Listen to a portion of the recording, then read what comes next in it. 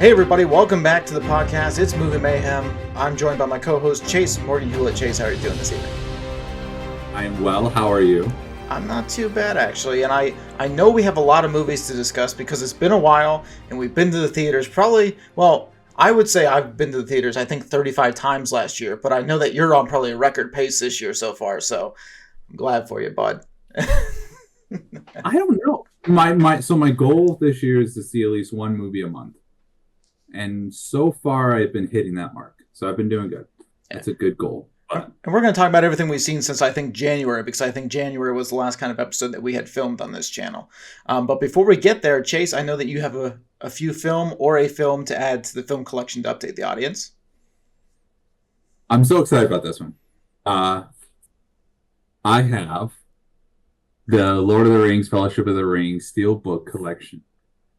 It was at Walmart, and I didn't know it was going to be at Walmart. So when my wife and I saw it, we immediately grabbed it, because we're big Lord of the Rings fans. But the reason why this is really cool is because before I saw this, the only way you could get this was in a collection pack with the other two movies at Steelbook, but it costs like over $200 to do it. And so we were like, we cannot afford that. I'm not doing it. But Walmart had it, and so I got it. And now I've been seeing, there's a website called Guru, I think it's called, and they sell movies and steelbooks and whatnot, physical media just in general. And I keep seeing that they're doing a pre-release for The Two Towers. And so I've been keeping my eye out for The Two Towers, but my Walmart still has this one. But anyway, that's the new collection. I have this movie in many copies. I have it in DVD, VHS, Blu-ray, 4K Ultra, you name it. And now I have a steelbook. And so, but these are really cool steelbooks. Like, I've actually never opened this before. But if you know steelbooks, they're really cool. They're cool little collectors to have, especially for films you really like. And my wife and I love these series. I've actually been reading the books. I finished both the first and second one this year, and I'm actually starting the third one right now. So I read the first chapter of Return of the King. But anyway, that's my that is the movie I added to my collection, and I'm super excited about it. And it's a good movie indeed, because of course all of the Lord of the Rings movies are what you would go back to if you wanted to stand the test of time, because those movies still hold up today. I know. I think that's the one movie series I wish I could I could see for the first time again. If I had to pick one, it would be that, because I remember when I was a kid and it came out, and it was amazing. So. Well, when we're old and to have dementia, Chase, we'll see it for the first time all over again. Don't worry. Yeah.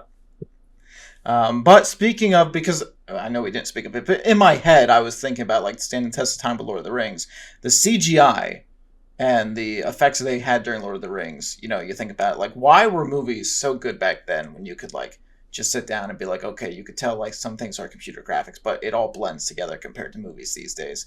And I do want to cover it. We won't go into brief because it's been covered and we're already kind of 3 weeks behind. But the CGI on the new Snow White and Snow White in general was just a tragedy in itself, which it really wasn't a tragedy. It was actually a really great response by the fandom. But Chase, what did they expect? Like, this was a film, if Warner Brothers was going to cancel a Batgirl movie for $90 million they spent, and was like, hey, this ain't going to make money, I am slightly shocked they went back and reshot things, added in the dwarfs again, and then released this to the public to get crucified.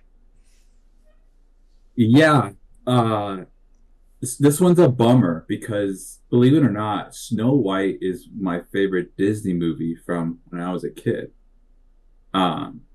I love Snow White. It's such a great movie. And the old one. I have to say 1939 Snow White. I think it came out 39. Anyway, what I think Disney's doing, and I've been reading a little bit about this, is they found a loophole so that their stuff doesn't go into the public domain, and so they're just remaking it. So I think the reason why they went back and did reshoots and tried to save this film is because they wanted to stick with their plan on getting the rights so that it doesn't go into the public domain. That's what I think. But I don't have words for the hate that this film is getting. And I think the hate is more on just what Disney's been doing for the last few years. It's like all the hate that they've had for like a few years, multiple films, and they just like they saw this film and they saw an opportunity to just say, you know what, we're gonna destroy this film, and it's annihilated. On IMDb as a 1.6 out of 10, the lowest that I've seen. That's low. I mean, that's lower than Dragon Wars, and I don't know if you've ever seen that movie, but that movie's awful, and this is way lower, and it didn't make its money, and I think the marketing was bad. The actress was a big mouth. She didn't keep her mouth shut. And then the CGI is terrible. And they kind of turned away from the classic story and they did their own thing. And Gal Gadot, I think that's how I say her name. I don't like her. I don't think she's that great an actress. Sue me. I just don't think she's that great. But this is a tragedy. I wish they would have done better because I think this film could have been really good if they would have just kept their mouth shut and like leave politics out of it. Just let Snow White just make a movie. You can remake these movies. I don't care. Remake them. I think it's kind of cool that you're seeing the cartoons you grew up with becoming live action. That's always a fun thing to do. But when you involve politics, you involve certain things that are going on in the world that just irritate people, you're going to get pushback and you're going to get people mad. And, movies are meant to be for entertainment. We're supposed to have fun, not go to a kid's movie to say that my politics are wrong, even though I have the right to believe in what I believe in. So, and they should have hired 7 dwarfs. They should have just hired 7 dwarfs. There are plenty of them out there. Peter Dinklage would have been hilarious in this film. If I just think of the dwarf actors that I know of, like the one guy from Pirates of the Caribbean, even Wee Man from Jackass, like they would have been funny in this movie, and it would have been fun. So they could have done it, and they didn't. And they made their bed, and now they're gonna have to sleep in it. It's an interesting position that Disney found themselves in with live action because, let's link back to Lion King. They made a shot-for-shot remake with they included a Beyonce song too, but it was a shot-for-shot remake. Even though I enjoyed it because it was cool to see the animals brought to life, on the big screen. I didn't give it that much flack except for the fact that like they were just remaking classics and we knew they were doing that. This one, if they would have just did a shot-for-shot remake, it would have made probably $1 billion. But they decided to do something completely, which is just what Disney does now. They did go political, and I'm not even going to say that because there's part of a Disney crowd, and this is one thing where the outside community that has a love-hate relationship with Disney. A lot of us haven't supported Disney for a while, but there's always been that fandom that has regardless of their identity politics. I think why this film tanked was obviously because Rachel Ziegler opened her mouth and did everything possible to tank this film. Because I know a lot of Disney lovers that will go to the end of the earth to sit down in the theater, take their kids to go see a Disney movie, even if it has a woke agenda. But this film, because of the damage that she's done, people did not go. And like I said, it's sad because there's a lot of people that worked hard on this film. As you and me both know, it's hard to make films, But the other thing too is, it's got to be fun for the audience to watch. But one thing that strikes me when you read all the backlash that the film got, and then all the things start coming out, how Disney executives got flown to meet Rachel, and all the problems they had filming this, audiences can pick up if you're having fun while making a movie. There's not one time since 2022 in which this movie seemed like anybody on set had fun making this. Because whether it was the lead actor hating the original IP of Snow White, or whether it was a conflict between Gadot and Ziegler, or just any of the Disney executives, and then the dwarf situation, nobody had fun making this movie. And it showed. It showed. And I'm hoping Disney is having a very serious meeting behind closed doors on what they're going to do, because they have live action remakes in the works or in the plans, and I hope they learn their lesson. That's all. You know, I mean, I hope they. you hope it just doesn't roll over to Doomsday 2 with the new Avengers stuff. You kind of just hope. I mean, granted, I lost faith in Marvel's even, because it is a Disney product at this point, just like Star Wars is. But Mm. Robert Downey Jr. announced as Doom, which I actually think is a really good, like, as far as like presence on screen, good hire. The problem is he was already Iron Man. Like if he would have came off an Oppenheimer film and you're like, oh yes, that's Doom. But the problem is he's also Iron Man in a different universe. So Yeah. I think he fits a good character hire. But I'm hoping none of the identity politics and even the hate kind of rolls over to whatever Disney produces. But this isn't in the film industry per se, but they're gonna have to deal in Florida with Universal because Epic Universal's coming out, and they're gonna take a hit at the theme parks too. So if they can't win the box office and they can't win, if they can't win at the parks, I don't know where the wins are coming. Yeah, yeah, I it's sad because I remember when Marvel first came out and like when Iron Man came out and it was so good. And I read the comic books when I was a kid and like Star Wars, all these things that we're such fans of that we loved the films and now they're just kind of getting milked to death and they're becoming watered down. Like I remember people hating Hayden Christensen as Anakin. Like they hated him. And then all of a sudden he's like the goat. He's so amazing now. And I was like, man, when I was a kid and they came out with this, people said he was too whiny. People said that he was just whiny and not a good actor. And I was like, he did great. When I was a kid, I thought he did great. And then, yeah, so it's sad. It breaks my heart. Listen, I always liked Hayden Christensen, and I always liked Ewan McGregor. Now, I think Ewan McGregor was a much better actor than Hayden Christensen was, and that's not a knock on Hayden Christensen. I just think Ewan's better. But Yeah. it's not that they were great back then. I mean, I know that the Phantom Menace is hard to rewatch in some areas. Attack of the Clones, there's some things that's like, but the clones are cool. And then Revenge of the Sith, I thought George Lucas and company did a great job. I think the issue with that, or I think the thing about that is Disney's done such a great job of making bad movies that all the original stuff just looks better. As far as I'm not gonna say the original because of course 4, 5, 6 are glorious, but I'm talking about like the prequel, 1, 2, and 3. Yeah, yeah. Just stick with those ones, and that's the best you can do.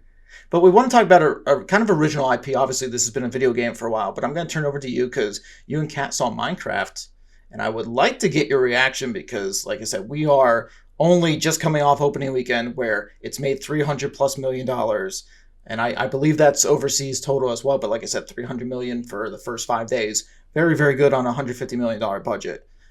Chase, what is your reaction to Minecraft? Across worldwide, it's made over $336 million. It definitely made its budget. It's definitely a hit in the eyes of Hollywood. You know, for one, I'm not someone that likes to follow the hate on the internet. If the internet's upset or the internet hates it, I don't want to be in that group. I want to experience things on my own. Like with Snow White. The one thing about Snow White, I will watch it when I can watch it at home for free because I want to know, I want to see it and make my own judgment on it. But with Minecraft, I love the game. And I wanted to see this film because I love the game and I'm going to watch this movie. And so I wanted to go in with an open mind and sit back, be like, you know what? I'm not going to hate on this film before going. I'm just going to go, watch it, and see how it goes. And I loved it. It was so funny. I don't know, it was so good. Looking at behind the scenes, I think I showed you that video. It wasn't just CGI all around. They actually made sets. I mean, there was some, of course, but they made sets. And it was just a fun family movie. It was funny. If you played the Minecraft game, you understand some of the references and it's really funny. If you don't play a Minecraft game, it's not going to stop you from enjoying this movie. It's just a fun movie. And I don't know, I was in tears laughing. I probably haven't enjoyed a kids movie in the theater until this one. I mean, I've enjoyed this film much more than other films when it's come to kids shows. Um, but I love this movie. It was so funny. I've said that a million times. Jack Black and Jason Momoa are great on screen together. Like those are two actors that needed to be in the same movie. And Jason Momoa's character, he owns that film. He is. I mean, Jack Black's funny, but Jason's character is just this cocky guy who's losing everything in life. And I don't know. I really like it. And people who are hating on it, just give it a chance. Like if you go into this movie and not take it serious, you're gonna have a good time. But if you're gonna go into this movie and find something wrong, you're gonna find it because it's not perfect. It's a movie. So I would advise anyone to go watch this movie because it's just funny. It's fun. You know, life is stressful enough at times. It's good to watch just a family fun film that doesn't have language or sex or violence, and it's just a fun family film. I would watch it again and again. I would own this movie. It was just so funny. I can't wait for the Steelbook to come out because I'm already thinking like, what are they going to do? And there were little things with this movie, like when I played the game, because when you like build a house, right? And you line up, and then you miss a block, so you make like a line of 5, and you miss one in the middle. That happens because you're clicking your mouse too quickly, and you miss a spot. They actually put that in the movie, and I was like, no way. That's just a small little detail that if you didn't play the game, you didn't notice. But if you played the game, you're like, oh my gosh. They took that much time. And the creators of the game Minecraft were very involved with this film. And overall, I gave it a 9 out of 10. I liked it so much more than I thought.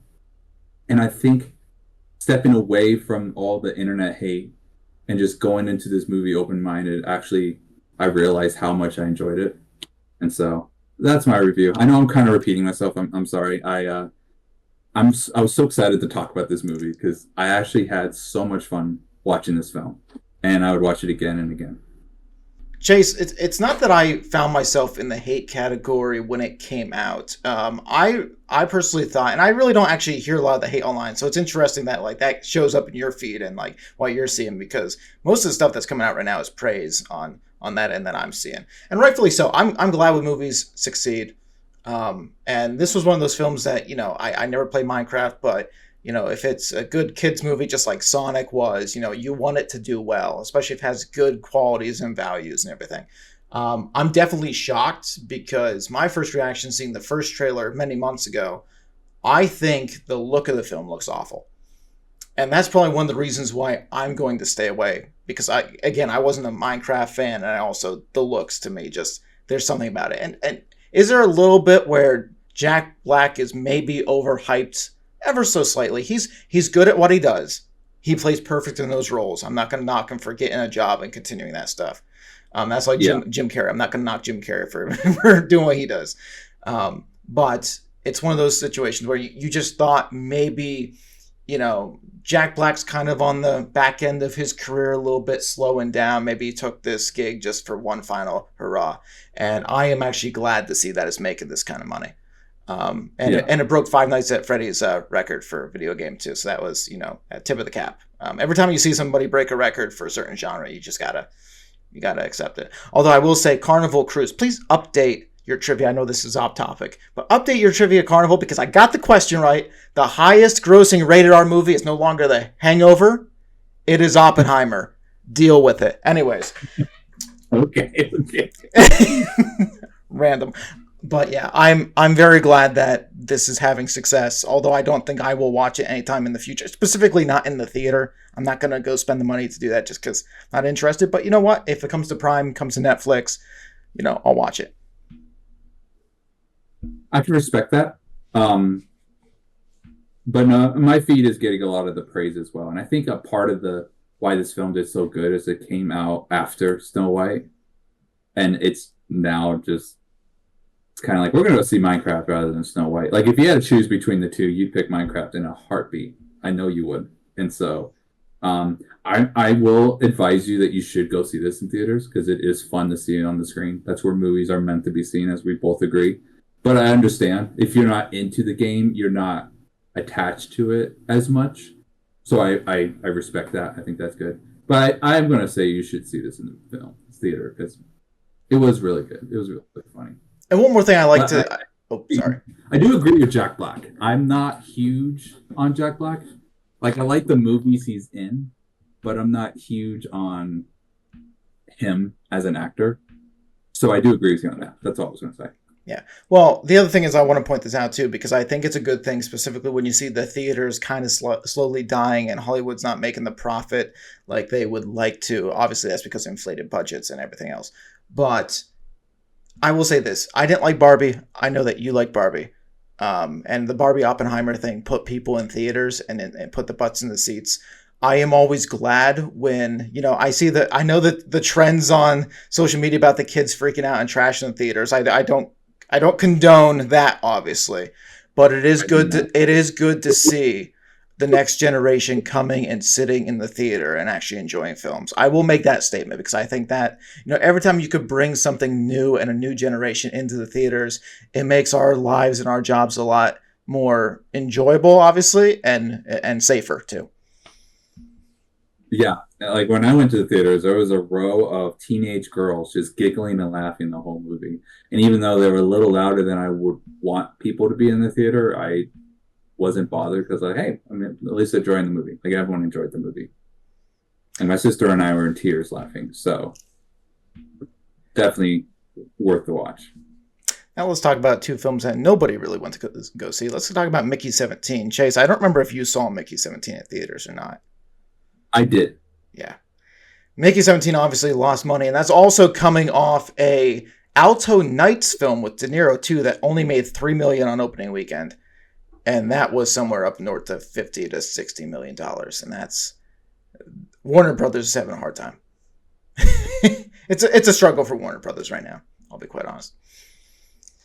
Mickey 17, Chase, I could easily go in and say the things I'm disappointed about. I'm disappointed in that film that, you talk about two Robert Pattinsons, and that could have been really cool, but there's like it almost felt like that was more of a side quest, and that took a backseat in that movie.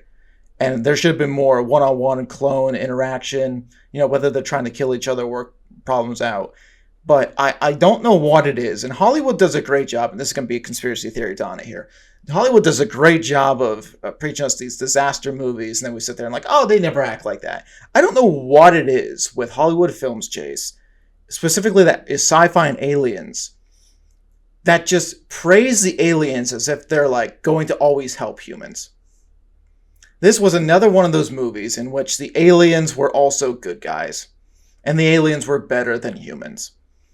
And I don't know why we continue to do that with filmmaking. And it's also not just aliens, but it's also like sometimes when you have animals in movies too, it's always like the animals are like, it's like they can always do no wrong. Yeah. But I didn't go into a Mickey 17 movie waiting to hear an animal/alien sob story. I was not. Again, I know that was taken out of the trailers. I know there was I think there was one shot of the aliens looming over like one of the Mickeys, and you thought he was just going to die from that scene. And he ends up surviving that scene, and that's how you got that Mickey. But, it just, that's something that I didn't think I needed. And I really didn't need Mark Ruffalo either, pretending to be, and this is where it's going to get political, he was trying to pretend to be Trump. He was trying to be Elon. And I'm going to be quite honest with you, for the same reason why I give crap to Ben Affleck is I'm going to give it to Mark Ruffalo. Mark Ruffalo didn't portray any of those political figures I just named. He portrayed himself in every movie. I'm sorry. That's how it is. I don't know. Maybe that's what Mark Ruffalo has become. But in every film, Mark Ruffalo is the deadbeat kind of what I want to say. I don't even want to say jock. I think that's offensive to jocks. But, he's become that person in every movie. And they even changed him kind of to the Hulk that way at the end too, which is sad. Yeah. I mean, Mickey 17, I think we talked about it in the last episode, but it is a odd film. I enjoyed it, but I don't have to see it again. I gave it a 7 out of 10, which is that's what that rating means. I did enjoy it. I laughed. I was like, this is an odd movie. I thought Robert Pattinson, he did a good job acting. I think he's a good actor. But it was an odd movie, and I don't need to see it again. Oh, So I can agree there. I don't have too much more to say about it. You kind of said it. It if you are open minded to movies, give it a try. But for me, it just didn't hit that spark for me personally. But I'm glad I went and saw it. Yeah. It was something I wanted to see. So I am glad I went and saw it, but probably won't watch it again. I'm going to run through. I'm just going to say, listen, see The Wolfman. If you haven't seen The Wolfman, I think you guys would really love that. I give that a 9 out of 10. No joke. I sat in an IMAX theater for it, and the first 15 minutes, you're on the edge of your seat. Like the first 15 minutes of the film, you are on the edge of your seat with it. It kind of turns into a quiet place with ambience, and it's amazing. And there's some really, really cool shots that chase. I was like, for future films, we should definitely use because there was some beautiful stuff. I want to get to A Working Man after because I know that you probably have some more films you want to talk about. Captain America: Brave New World. Chase, did you see Captain America: Brave New World? Yes. Okay, we'll go right to that one next. I ended up giving that a 6 out of 10. I did not think it was a terrible movie. I didn't think it was a great movie. Obviously, by saying 6 out of 10, you're putting in the pass or fail line right there. And I didn't know how to describe it until I came home. And I don't like using other people's words, to describe a movie. But really, somebody said something on Friday Night Tights in which made the most sense. And he was somebody that actually enjoyed the movie. He's like, the problem was it wasn't a Captain America movie because it failed as a Captain America movie, but it was a good Falcon movie. And I was like, you know what? That's probably the best answer. It's probably one of those, when Black Widow came out, even though it came out at a time where it shouldn't have, it was a good Black Widow movie. And this is just a good, mediocre, if you want to say, Falcon movie, but still, that's what it is. It was better than I thought it would be. Like, I thought it was going to be way worse. So, I mean, I think I gave it a 7 out of 10 because I did enjoy it. But I probably wouldn't watch it again. I probably wouldn't buy it. But yeah, that's a good review on that movie. Like we talk about, and I'm not going to beat a dead horse, but when you continue to do something, it loses its flavor after a while, and then it just becomes watered down.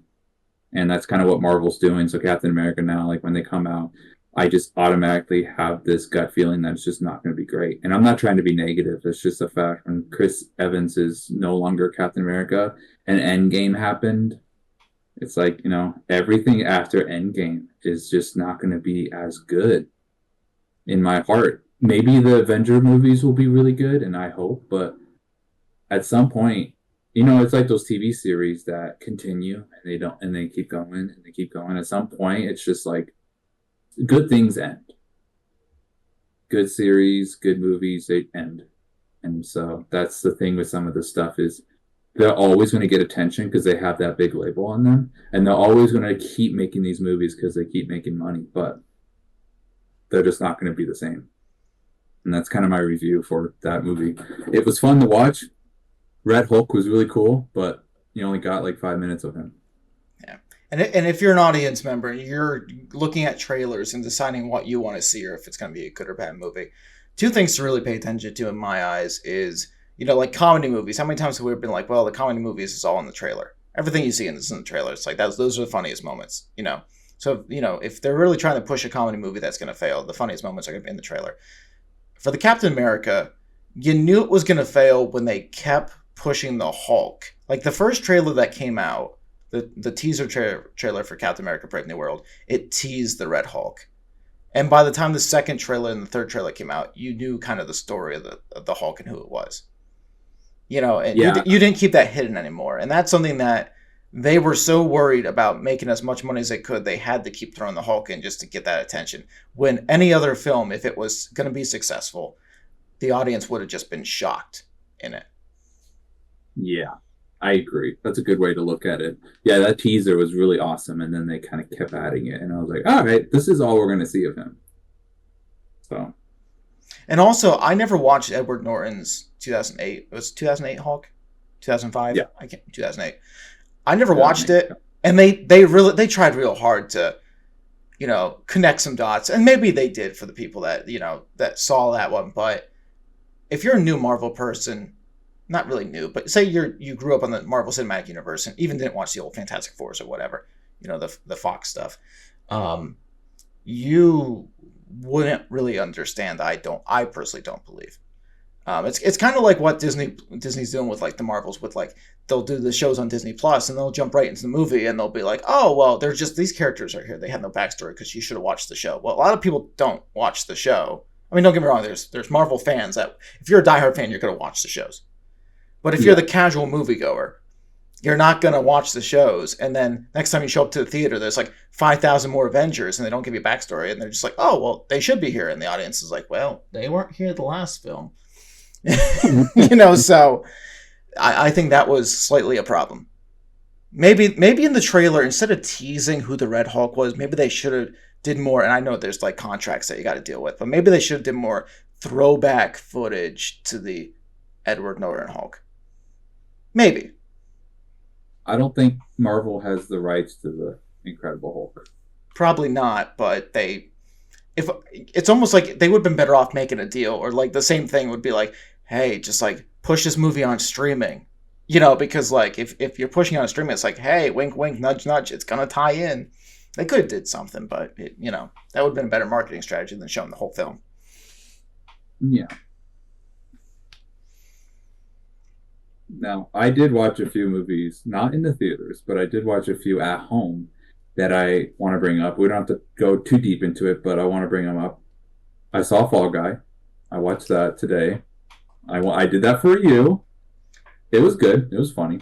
I enjoyed it. It was cool to kind of see the stunts in a stunt movie within a movie, that type of feeling. And the movie they were making was it was like a Mad Max Dune type movie, so that was interesting. It was funny. I think I like Bullet Train better, and I only say that because he directed Bullet Train as well. I think I like Bullet Train better, but I did enjoy it. I thought it was pretty funny. I love both those movies. I love Bullet Train. I love me Fall Guy. So I'm not gonna. It's a good comparison. I love it. No, it was funny. So I watched it for you. So, and then I watched Transformers 1. The new animated one that came out. And it's mainly just about Optimus Prime and Megatron and how they became enemies. And that's the only reason I watched it, because I kind of wanted to know. And it's a very typical story, but I thought they did a really good job.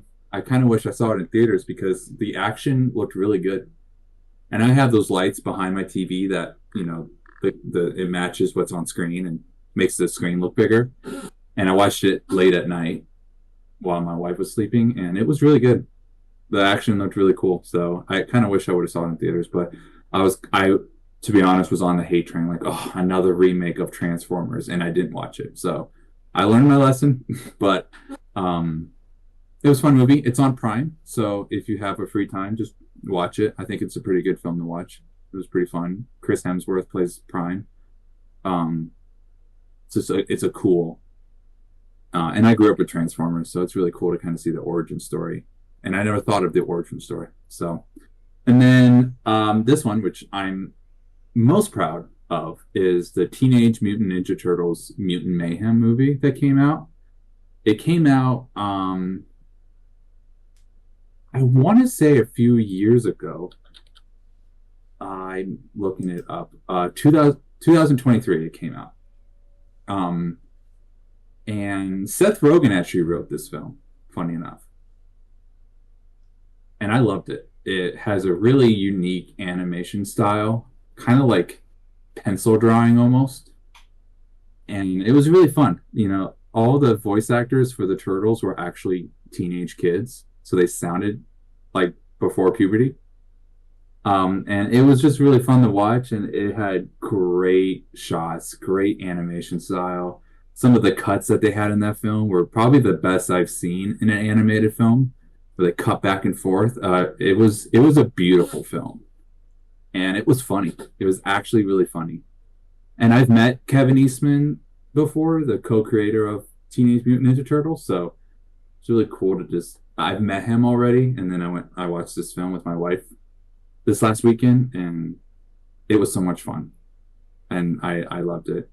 Out of all the movies that I've mentioned tonight, I would see Minecraft and that movie because it was really funny, and that one's on Prime. So if you guys if anyone likes Teenage Mutant Ninja Turtles, give that one a try. It's called Mutant Mayhem. It's really funny. There you And go. they're gonna make a second. Oh, they are gonna make a second. Yeah, there was a teaser at the end, and I think it made its budget. I was gonna look real quick, but oh yeah, it cost 70 million, and yeah, it made its budget. Not on opening weekend, but I didn't go see this in theaters because to me it was just another remake. But I wish I would have went and saw it. So I'm going to be a little bit more open-minded when movies come out because I would have loved to see this in the theater. And there's a montage scene in this movie that I cannot stop watching. You just watch it on YouTube. It's so good. But yeah, anyway. Give those a try, Donnie. They're really good. And I enjoy the Fall Guy. So you owe me a movie now. It's gonna be Casablanca or something. I know it. No, I'm gonna sit next to you when we watch that. No, I mean those are, like I said. I only saw obviously the Fall Guy that you mentioned. I haven't saw the Transformers. Although I do find it interesting that Optimus Prime is on Prime. So please go watch that. No, but I will. I'm gonna end with one final film that I saw over the weekend. It was called A Working Man. It's Jason Statham's newest film, and written, produced by Stallone as well. So you got the team up of Stallone and Statham. 7 out of 10. Really enjoyed this film. It's probably not Statham's best movie. Honestly, I am still a sucker for like the Meg. I really do love the Meg movies. As ridiculous as they are, I love the Meg. Not the second one as much as the first one, obviously, but yeah. And the last Expendables was god awful, but that's a different story. There's something really, really cool about these action movies that come out that have the old time, action stars and even the newest action stars. Like I am excited for Mission Impossible to come out as well because Tom Cruise has kind of turned into that. There was an article that came out, and I might have said this on the podcast before, but it was Tom Cruise might be the last real action movie star, in Hollywood today. So I don't know. I think Glenn Powell's getting there, but it's really, really cool to see these action. I would say low budget, but anytime you have Statham and a name attached, it's not really low budget, but it's lower budget than normal Hollywood standards these days. Chase, do you still like the action movie genre? Does that ever drag you to a theater to go see somebody like A Working Man? They write a script of just an average Joe that decides to take down somebody off the street. I do enjoy those movies. I didn't think of seeing A Working Man, but I didn't even see Beekeeper, but it's on Prime. But probably the only reason I'd probably see A Working Man in theaters is because you saw it and liked it, and I would watch it just because my friend did, which is something I do when it comes to activities and not just movies, but just anything. If my closest friends are really into it, I'll somewhat dive into it. That way it's just it's a way to connect with your friends and whatnot. You can really tell people by, you can tell people's heart and how good they are, because most people who are really good friends tend to do that. I mean, you've done that for me before with watching old movies. So, but no, I like action movies, of course, I do. Sometimes I'll pick on Jason Statham for a minute. He plays the same character in every movie. And often I just don't like when actors do that. I want them to be different. It's the same with Dwayne Johnson. It's the same with, you were saying, you were talking about an actor earlier. I don't remember what it was. I pick on Ben Affleck a lot. Ben Affleck. Jack Black's Ben Affleck, yeah. I like Jason Statham. I think he's funny. I think he does a great job. I wish he'd be in more comedy movies because he's actually really funny in comedy movies. And if you watch a movie of his where it's a comedy-based film, it's hilarious. He has such a dry sense of humor. It's just funny, um, but that's probably why I didn't watch this movie. It didn't really make much, but it only cost 40 million. So that, in Hollywood standards, that's not that much money. And they made it out of 40 million. But I don't know. I might go see it. But you liked it, so I'll probably watch it since you liked it. Yeah, I would say if it's something where, not everybody can go to the theater, probably even as much as you or me go. So I would not say it's one of those you get rushed to the theaters. See, I would say if anything, you would say like take the family to Minecraft and go check that out before you would see A Working Man.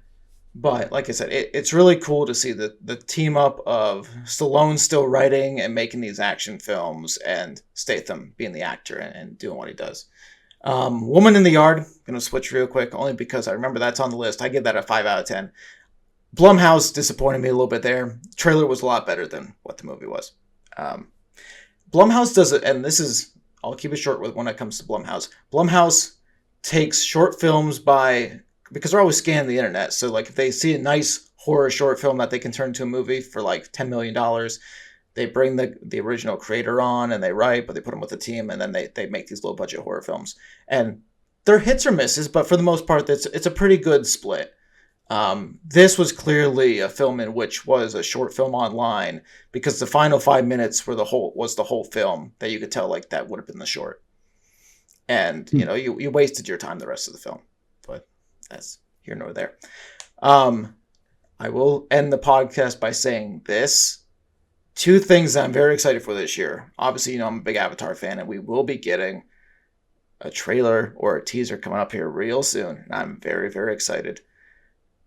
Five Nights at Freddy's just dropped a teaser the other day, and boy, was I ecstatic. So I will say that as soon as I saw, because it was like 3:00 in the morning, I think I saw that thing come out. I'm like, oh, that's going on my Instagram story, 100%. So no, but that's looking forward to it in 2025. I will be seeing 5 Nights at Freddy's 2 in theaters because of you.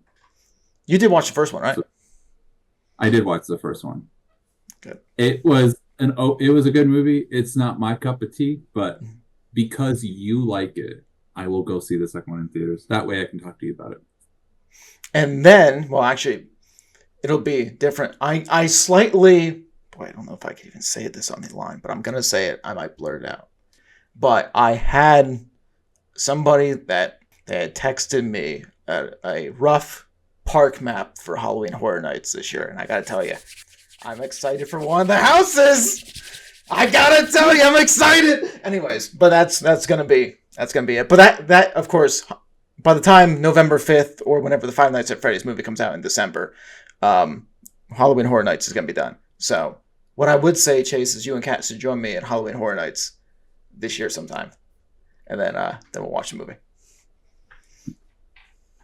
That's going to be a tough one. But I'll talk to the boss. Sounds good. Well, Chase, thank you for joining me on this podcast. Where can people find you at? Instagram, Facebook. Yeah. True Light Pictures, my company, has Instagram and Facebook as well.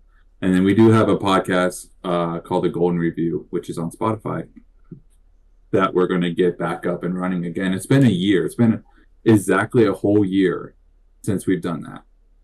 But our last film kicked my butt.